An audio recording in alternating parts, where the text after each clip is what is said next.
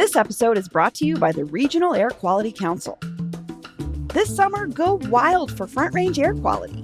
Turn off your car instead of idling the engine in parking lots and pickup lines to help reduce ground level ozone. Did you know that idling your car for just 1 minute creates about 150 balloons worth of air pollution? Learn more ways to help improve air quality in the Colorado Front Range at simplestepsbetterair.org. And you can sign up for summer ozone text alerts to know when it matters most by sending Better Air CO to 21000. Today on CityCast Denver. Last fall, residents, lessees, and property owners near Union Station voted to expand the Downtown Development Authority, a special taxing district that is set to create a fund of more than $500 million. The money can be used for economic development projects downtown, and finally, there's a list of what those projects might be. From an artisan ice cream factory to massive renovations at Civic Center Park, we're digging into what this money could do for Denver. Today is Monday, August 4th. I'm Bree Davies, and here's what Denver's talking about.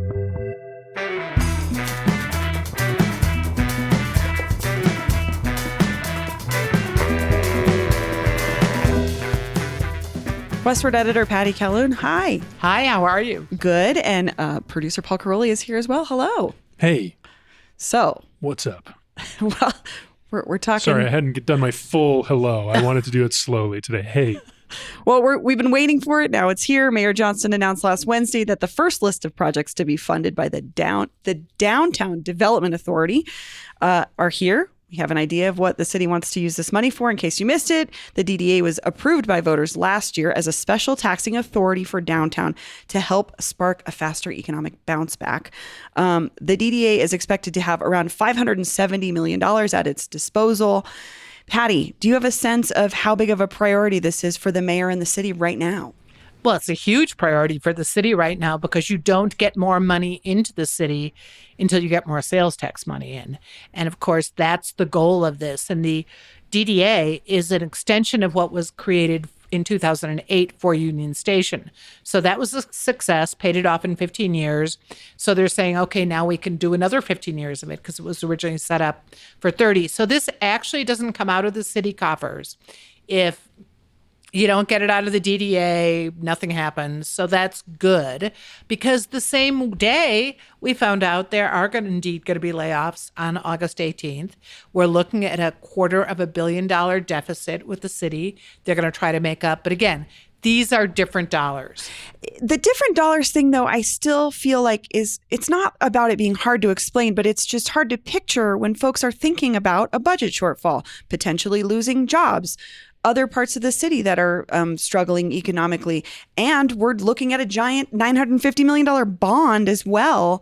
How do you think all that plays together to the average Denverite when they're thinking about, like, how is the city doing? Well, it confuses people a lot, and we wouldn't have passed this. And by we, I mean the small number of people who voted for the DDA extension, if they hadn't been concerned, if it hadn't been sold as a really good way to help bring back downtown, which means bring back more people, which means bring back more money. So we have to accept, even as you get confused about everything else, that this has nothing to do with Vibrant Denver, has nothing to do with the budget cuts. It's money that was approved that will be coming in and can't go anywhere but to these projects. And we have to accept that. So it's messaging. So what we really are talking about is, do these projects make sense? Right. Vibrant Denver, you mentioned, I don't know if we talked, but that's the big bond project the mayor's that'll working be on, up to almost $1 billion. Yeah. Yeah, almost $1 billion. Do you think that could be affected, like how people vote on the bond will be affected by how they feel about things right now, including something like the DDA? I actually think the DDA won't have much to do with it when people vote. I think they do get the difference between that.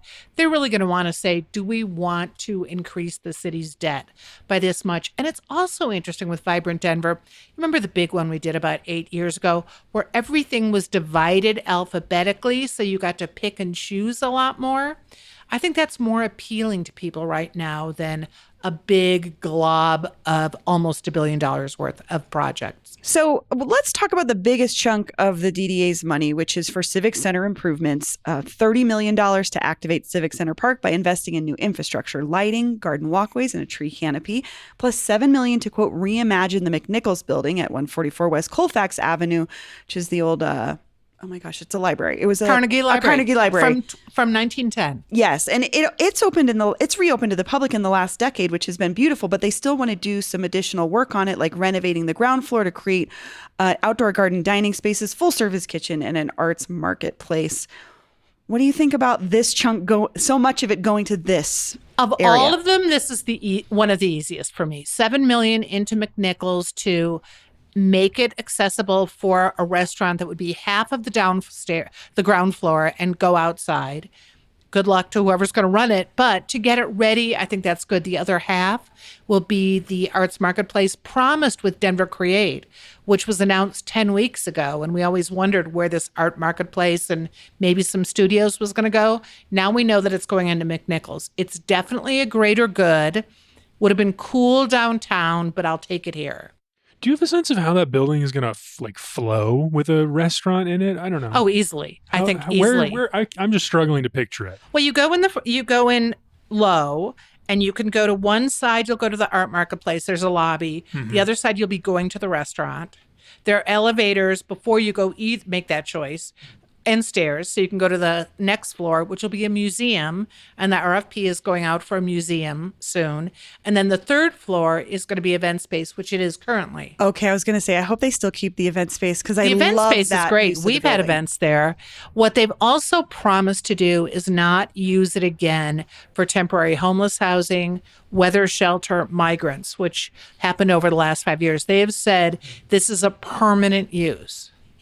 Which is good. They said they've come up with. I asked that. We'll see. This is a building that started its life as a Carnegie Library. Well, and I went there to pay occupational head tax when it was the Treasury, probably 40 years ago. It's gone through a lot of things, but it's a beautiful building right on Civic Center, which is a beautiful space. That's a different issue too. But I think this is a greater good. Yeah, I also hope they reopen the bathrooms on the back side of that onto the park, because I thought that was such a nice amenity. But what about the Civic Center? That $30 million. This is a little mysterious to me, and I'm still chasing it down because, as you know, there's the Civic Center vision. That's what I was wondering. Is it going to pay for that? It's going to pay for a lot of that, but where that money went, I'm not sure. I saw that some of that money went somewhere else a while ago. And I still have the issue of, I get the Greek amphitheater and making it more usable, but I really hate the idea of closing it off in 2026 when we've got the 150th anniversary of Denver. Let's have a single place we can celebrate where there is no construction. Arguably, 16th Street will be done. For me, that's part of it. I know. I was like, can you do something without construction in this town? Well, Colfax, no. I mean, that is just disastrous. So I would love to see a big open expanse for a year of celebration. But you and I were kind of just talking about this rendering that came out of total revamp of what the Civic Center amphitheater could look like, even where the position of it. It reverses it for accessibility and better use, but we'll see. There are raves there next week. I mean, I saw that. Which will be very cool, but if we can have raves that attract tens of thousands to dance in the park, what do we need to redo? I guess that's my big question. So I want to look over those plans again, but at the very least, I would love to postpone some of those until have our big party. We survive 2026. Okay. Okay, another big chunk of this money is going to residential conversions. $31.5 million to help with the residential conversion of office buildings. Business End reported, quote, office vacancy in the city center was at 36.8% as of the second quarter, according to CBRE, and has steadily ticked upward since COVID. What do you think about this? And since Excel just announced it's leaving for Rhino, which is 44% vacant. So we've got to think about that. So that's the reason of the uptick now. I think there's 7 million square feet downtown empty. 4 million. The goal is to get 4 million of it for residential. I think it's good. You know, they were talking at the event about turning it from a downtown business district to a neighborhood downtown. Great idea if it works, but I think this is probably a good idea. We'll want to keep a close eye on these projects. But more affordable housing downtown is great. Well, these two buildings, I looked them up earlier. If you can't picture them, it's the one with the 7-Eleven at the ground floor, and then the one with the Mod Market in the ground floor. So they're kind of near each other, too. These are the office to residential conversion projects They're that would be paid historic for. buildings, so that would be great.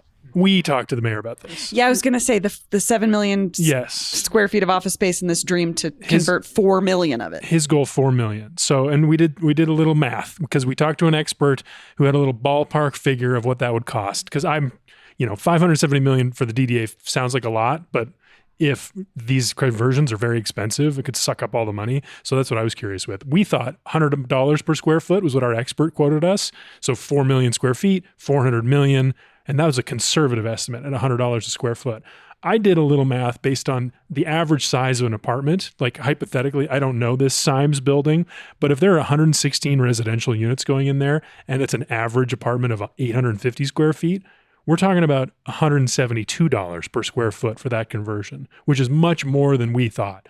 So if they're all that expensive, all this money is going to go to these residential conversions. Yeah, not the quoted 31.5 million. Well, they can't give more than what's quoted. Oh. That's in the proposal. So then the question is, where do you come up with the other money? Yeah. I guess they could reapply, but this isn't like a sliding thing.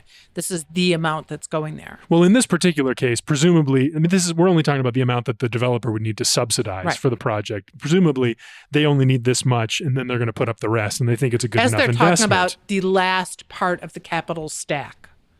Boy, someone's been spending time with money people.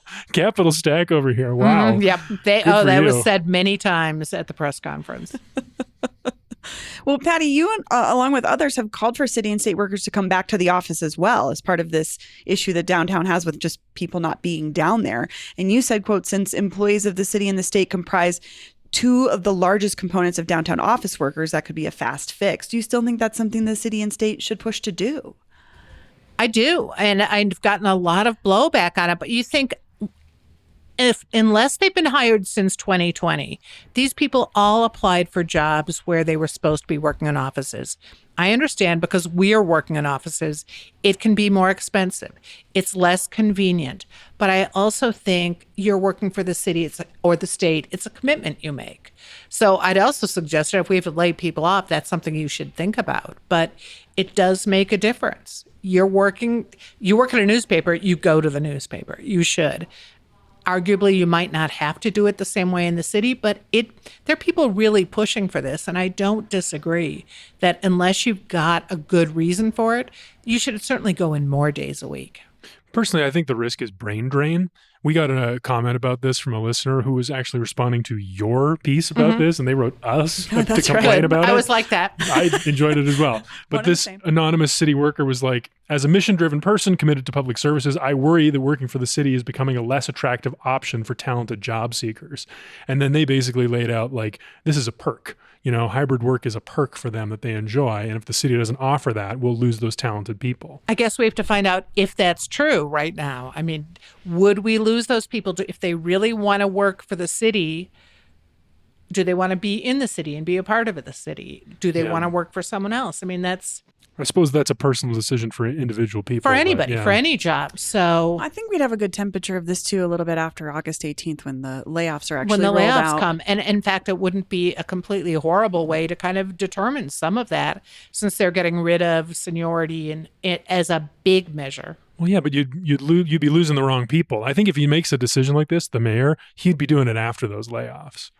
Because you don't want to scare off the talented people. You want to make the decisions you want to make. Well, why are you saying the talented people are the people who want to work at home and the people who want to work in offices aren't talented? Of course, some are. But it's a perk. It's a perk. And if you're negotiating with your boss and you want more benefits, this is seen as many people as a benefit. Well, we're talking about it without knowing what people are actually saying to the city about why they want to work for the city. I guess I just know about this I think guy. it's true with any job. You just know when you apply what the situation is. And we don't know what the city has asked people to do if they've applied over the last couple of years. True. Are they told they can always not work there? I mean, we tell people you are working in the office.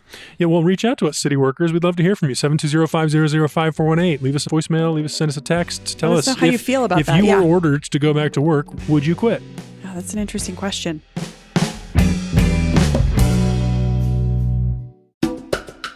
This episode is brought to you by MultiPass.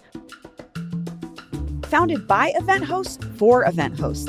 Sell tickets and memberships, plus find local events with MultiPass. Proudly based in Denver and deeply rooted in the local event and creative scene, MultiPass isn't your run-of-the-mill ticketing platform. It actually provides space to build community around cool events happening in the city. When you buy tickets through MultiPass, it unlocks a chat feature that allows folks to connect directly with other people going to that event. Friendships could be made through MultiPass. I mean, how many other ticketing platforms could say that?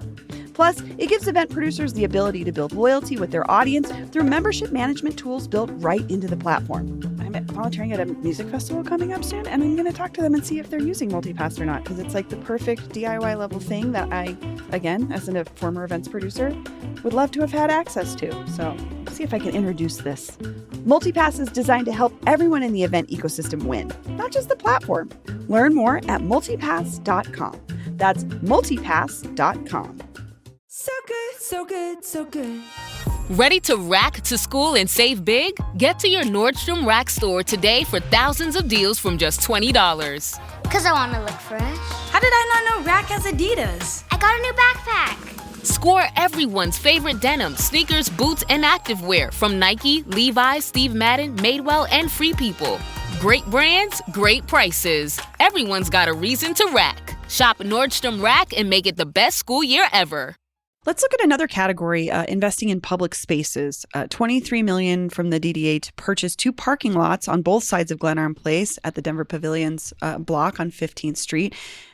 $5 million to improve and activate Skyline Park. I am still bitter about what they did to Skyline how many Park. times have we done that to Skyline Park? I know, my That was God. what I would pull the too. parking lot out as a separate thing. That's smart. Yes. Because we need to, and especially if they use it to put in more parking.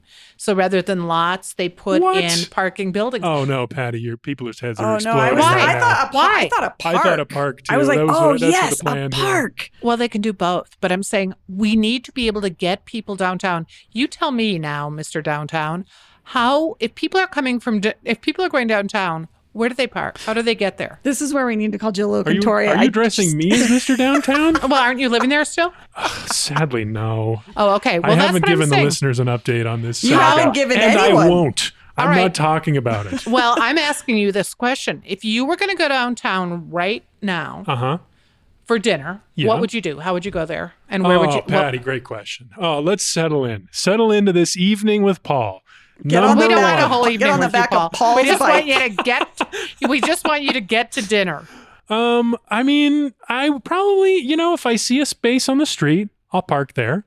But you know what? I'm biking. I'm not even in my car. I'm on my bike right now. Or maybe I'm walking. I don't know. Maybe I probably didn't take I the want bus. to revisit. I know we had a conversation with Jill Locantoria about this from Denver Streets Partnership about the availability of parking around the city that is maybe just not being utilized or is in private lots that could be public. I think there's solutions to this that would not require another parking garage. I just assumed with public spaces investment, it was going to be a park. Well, if they wanted people to use the garages, they would jack up the price of street parking to the moon. That's true. Because Well, it's there much is no lower street. here. There's almost no street parking, so that makes it easy. And there'd be Downtown, a lot more especially. available street parking if the prices were a lot higher. Because people would be parking in the garages. All I'm saying is this gives the city more options. It doesn't have to be a parking garage. I'll be very surprised if it's a park. I You don't think that was the They're plan. talking about Oh, man, public I'd love to spaces have a being more downtown amenities. park. No one's going to eat You lunch got shit there. Skyline. If I'm working at the office Skyline. downtown, I'm not going to the parking garage to have a lunch. I want to go You're sit supposed in to the go to park. Skyline. If I'm on that end of the mall, the problem is the other end of the mall. Then you go to The Upper 16th Business and District. Glenarm, where you can now hear music at lunch. We and should where you, talk about 16th Yeah. and Glenarm because that's the other. They shut that down to cars, and they made a big deal about that being the Right. new car-free street. That was the city's thing. Like, hey, you didn't get 2900 Larimer. Cars are back. Right. But Is Is this Glenarm, under the pavilions? it's under the pavilions, and and, it's then the one other of side the of segments 16th that as was well. pinpointed in the display on Wednesday as an area where we're going to concentrate on development. And by Interesting. development, I don't mean buildings or parking garages. I mean activation. Yeah. So go eat your I lunch don't know. there. I mean, I've been walking up and down this 16th Street, and that they've done a lot of great things. The whole refresh is very nice. So much of it is good. I love the branding. The icons are beautiful. The art is good. That car-free street on Glenarm, it's not working. It's not? There's never people sitting in those seats. There's no shade. There's nowhere nice to be. It's all very like, they put in these like glistening glass tree sculptures that are kind of intimidating. An ice cream store that's getting $750,000. You know what? Let's talk about that then. The boost for private businesses from this potential pot of money. $2.7 million for retail space for Green Spaces Market, which provides affordable retail and business spaces for artists. Co-working space works in Rhino. That's a big chunk of change, but I'm willing to look at what that's going to be. The thing about that place, one, Black owned, so cool. And two, they desperately need some infrastructure changes to make their vision a reality in there. Because it was a co-working space. I used to work there, that building. I'm sure it's been a million things. It's beautiful, full of great plants. But their vision now is this market where it's all subdivided into different stands, which could be very cool, but they just don't have the hard building. They need better infrastructure. And I think that's what that money's for. And it could be really, really special. Patty, you also mentioned this $750,000 to expand Sunday Artisan Ice Cream's flagship store, which hasn't opened yet. And $640,000 to expand and relocate Milk Tea People, and $400,000 to renovate space for the Denver Immersive Repertory Theater Company. I just find this interesting is how do they pick and choose which private businesses get this support? And I think that is something we will be looking at a lot over the next few weeks, especially since this isn't done. We still have $470 million. There were 9 projects, I guess, that kind of got sent back to the drawing board. They were hoping originally to have another $70 million announced. Yeah, interesting. But they weren't done. But maybe this is great ice cream. I've talked to plenty of local ice cream people. They are Colorado. It's Vail. It's Snowmass. Vail is where it started. Okay. But we don't have local ice cream places that could have used this. Same. Little Man's probably friggin' screaming right now. Or local businesses in general that have been struggling on the 16th Street Mall to make it through the construction and have been promised that they're going to be gangbusters once they open. How about bringing someone over from Colfax? I also have to say, so Milk Tea... in the press release, Milk Tea People. In the press release, the thing they cited was it had just been named a best, and that was us. But we don't give $640,000 when someone gets a best of. And I do know that the tea pop-ups didn't work. Remember when we had Tea with Tay? I remember this one. They did not work. I was going to say, because there's one that kiosk that we all more power to them, but that's another one. We don't different know product enough. though. This is not a tea place. This is like a boba place. This is like that East Asian boba milk tea. I'm just saying it's still a heavy lift for $640,000.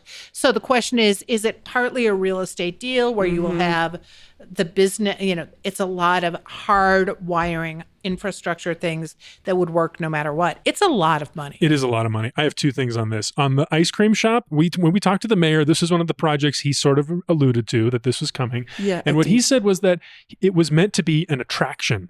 Like the ice cream making itself was supposed to be like go to something Little that Man you could, Factory on West Colfax. We do it. That's another good option. It's never running when I'm there.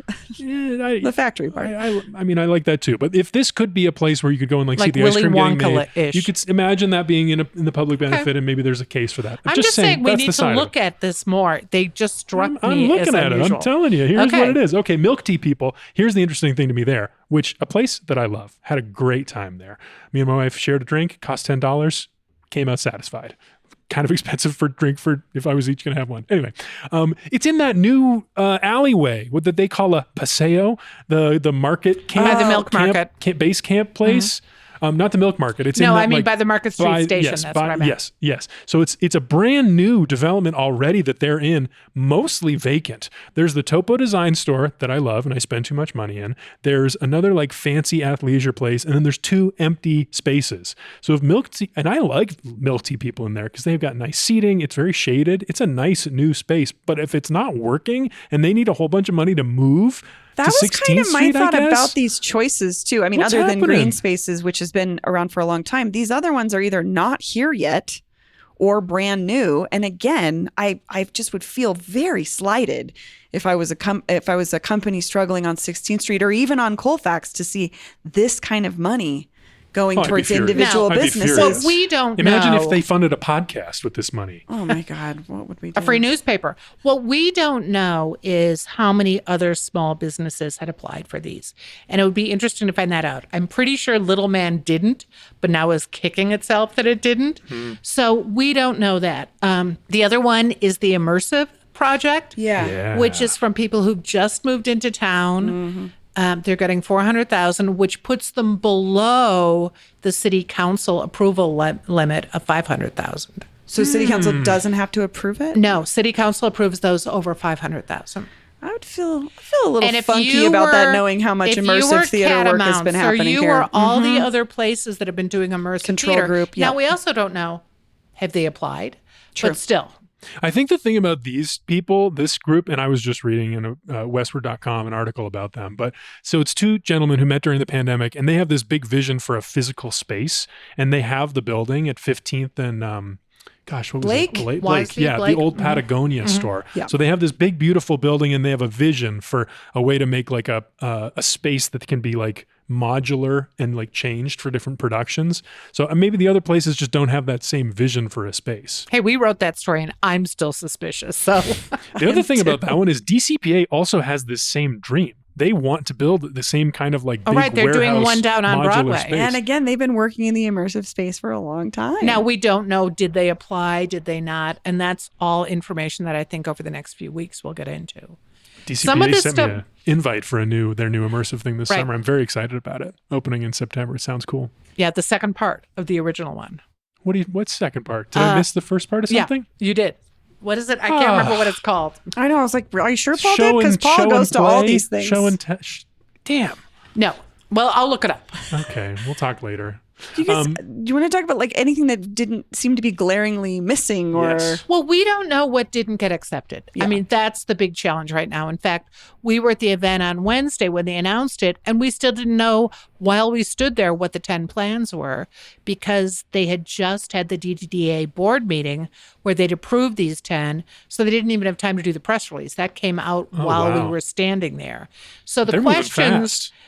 Well, they were moving fast on that because they wanted to announce it. But so the questions were a lot more vague. I went on the tour of McNichols and I had a lot of questions because I'd sat at the Denver Creates announcement.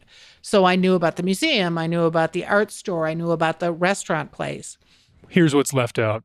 Here's what the mayor's talked about. And our past guest, Brad Siegel, who was a contractor on the DDA project last year, who knows downtown real estate, has also mentioned. This has come up several times from elected officials. Childcare facilities. Yeah. Nothing in there about childcare. This has always been a thing. Make it a place for families. Make it a very diverse neighborhood. We need to bring those kinds of people down so it can be downtown can feel like a neighborhood. Zero childcare. Interesting because at this press conference announcement, Mike Johnston referenced a couple he'd run into whose kid was at childcare and they were down having a drink, I think at the Skyline Beer Garden. So the city acknowledges that, but I wonder if they just didn't even get anything because I could easily say, Like nobody's submitting Maybe in green spaces, there's a spot for childcare. Maybe they get to maybe in the ice cream place while they're watching ice cream being made, there's childcare. But you're right, that's a huge need, and we didn't hear anything about it. People say it's a need for sure. Grocery is another one that's been talked about quite a bit. Not as much, but nothing in there about grocery. And then the last thing was festivals. Arts festivals. There's this immersive thing that sounds like something designed in that same mold to draw people downtown, an attraction, but no mention of festivals, concerts, arts performance, anything in this first 10. So, but we that's also, what I again, noticed. we don't know what really was, what had been submitted. We'll find out more. Well, we do know a few other things that have been submitted. Gondola, tower, but the gondola didn't make it, huh? Weird. Strange. doesn't mean it's done. This is just the first 10. Yeah, I was going to say, so I guess that's our last question, Patty, is what's next? I think they will listen to where people are complaining and maybe they'll see some gaps. I also think what'll be fascinating, because it's still open, you still can apply, is I think a lot of people will go, well, if milk pot tea people that Paul loves applied. No. Applied. Milk tea people. Milk tea people. Hey, we gave it the best of. If someone like that applied, maybe my business has a chance too. So maybe we'll see some smaller businesses going in. But interestingly, as they go in, it's really tied to the real estate. Yeah, I wonder if they're asking or if they're giving preference for applicants that already have some kind of those deals in mind. Like if these milk tea people, that's why they were picked. If they were like had a landlord that wanted to give them some space and like build it out in the way they. Interesting. Okay. Well, Patty, Paul, thank you so much. My pleasure. I will go to milk people. Milk tea people? Milk tea people. You still owe me a Cheesecake Factory dinner. I know. Oh, God. Yeah. All right. We'll do that. Same day. I want to see how you get there, whether you're driving and trying to park. It's all about parking. All right. See y'all next time. That's all for today here on CityCast Denver. If you enjoyed this show, why not take a minute to tell Denver Downtown Development Authority Board Chair Doug Tisdale about us? Rate the show wherever you get your podcasts and subscribe to our morning newsletter and learn more about us at denver.citycast.fm. We'll be back tomorrow morning with more news from around the city. See you later. And a Long Island iced tea is literally all alcohol with a splash of Coke on the top.